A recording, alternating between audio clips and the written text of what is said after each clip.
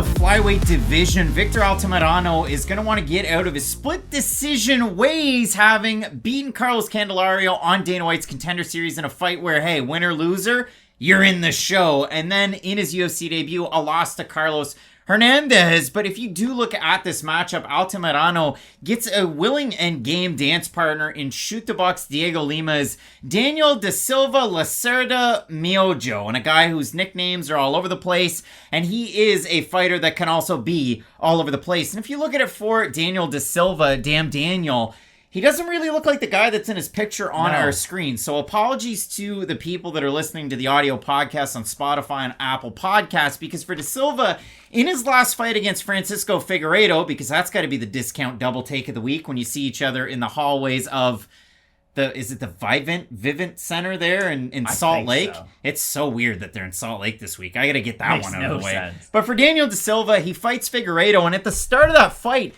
he looked great. Like, his striking was all there. It was tight, because one of the big things with Da Silva, if you're not familiar with him, comes into the UFC with a litany of finishes and a litany of different ways. He's a very wild striker. He's a southpaw. He's really rangy. He came out of ATS Team Tre Rio down in Brazil, which is the main gym of one Alex Oliveira, a guy who had cornered him on the regional scene. And if you watch Da Silva fight, it was just like a smaller version of Oliveira. Very long, bouncy. He throws spinning attacks. He'd go for wild takedowns. He'd get submission finishes.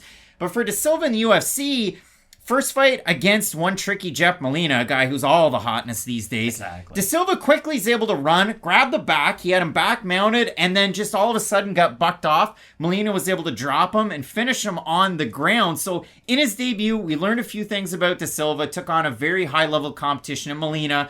Again, is he a top 5 fighter right now? Not necessarily, but Molina could very well be there. So for Da Silva's next time out, he gets Figueiredo. And in that fight, you kind of scratch your head. Really? Francisco Figueiredo? Like, how are we going to tell how good he looks? Well, he switched gyms from ATS team over to Shoot the Box. He's training with Daniel Willie Cat. You know him. He is in the UFC by chance. You have Charles Oliveira, Alan Nascimento. And we saw some little changes out of Da Silva where he was still a little reckless with his striking and he was willing to take some liberties. Gets a takedown against Figueiredo, goes to go from half guard to side control, and then out of that gets his knee wrapped up by Francisco Figueiredo, and it was a quick tap to a knee bar. So for Da Silva, we just haven't seen the best version out of him, and I haven't said a whole lot about Altamirano, but this is a former LFA flyweight champ, debuted as an amateur with LFA at LFA 1, main evented LFA 100, and was able to get the belt there. And for Altamirano, he has a Taekwondo background. Sometimes the takedown defense is good.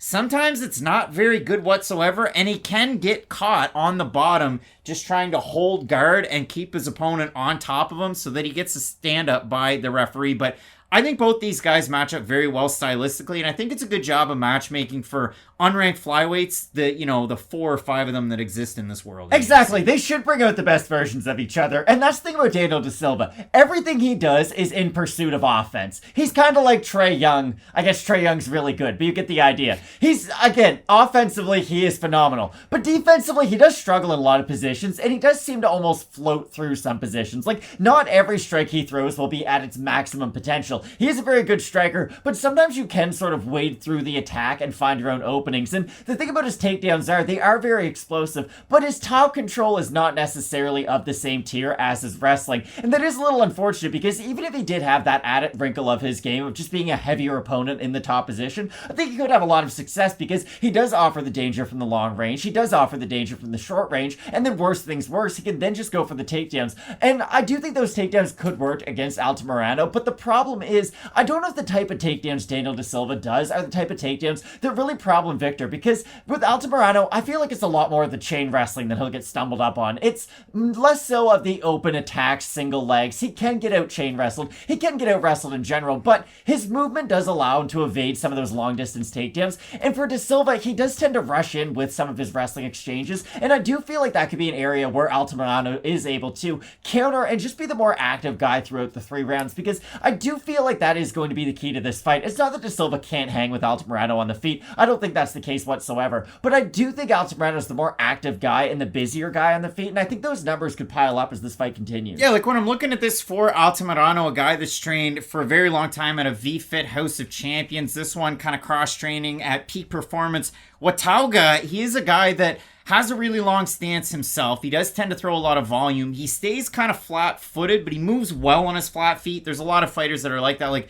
think of Jeff Neal. Jeff Neal's halfway flat-footed, but he's able to move in and out very quickly. For Altamirano, somewhat similar, but the thing that I like out of El Magnifico, he doesn't really move his head a lot, but he has really good core movement where he's able to duck and roll with a lot of the punches that he's faced with. The trouble that I have with Altamirano is he tends to kind of find his way in a fight in the first round, get himself in the second round, have a strong third round, whereas Daniel De Silva, from the jump, he's going hard as it gets in the first round. So if you like De Silva, he is a first round type of guy. And I mean, I look at this fight as a little bit strange. I mean, originally it was supposed to be Jake Hadley versus Altamirano for this matchup. Back June 15th, it was announced it would be De Silva versus Altamirano. So pretty well full camp for both guys. Like, really, it is a full camp for both of these men. You have a look at the odds. Altamirano open -225, -215 right now. The odds aren't going to make a whole lot of sense when I read the next one. De Silva open +165, +172 as it stands. So listen, the odds are towards the fighter originally out of Mexico City, Mexico, in Victor Altamirano. We have a look at the fan vote over on Tapology. Surprise to us as it is to you. And with Altamirano being more than a 2-1 favorite, I'm going to say over under 72.5% Altamirano. I think it'll be over. I think it's going to be over. It is over. So 687 total votes, 86% Altamirano, 87% by decision. For the 14% that have Miojo, 60% by decision, 18% by knockout. And if you look at Daniel De Silva, he is a finisher, so a bit surprising to me that many fans have him to win by decision if he is to get the win whatsoever.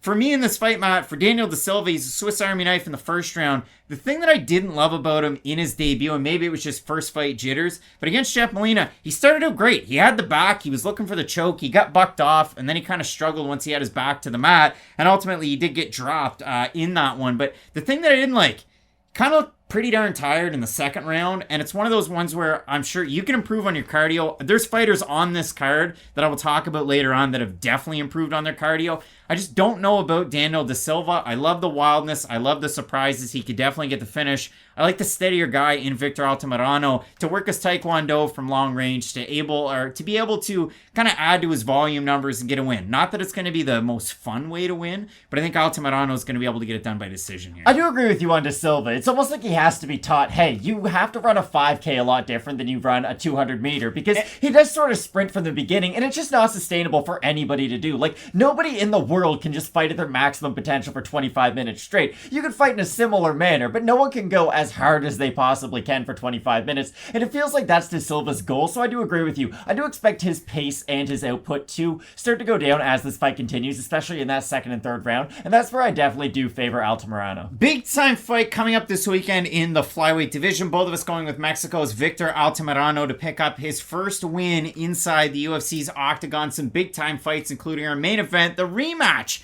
6 years plus in the making. Kamaru Usman taking on Leon Edwards. You're not going to want to miss it. Keep it locked in with Fight Night Picks. We always say, let's get into it.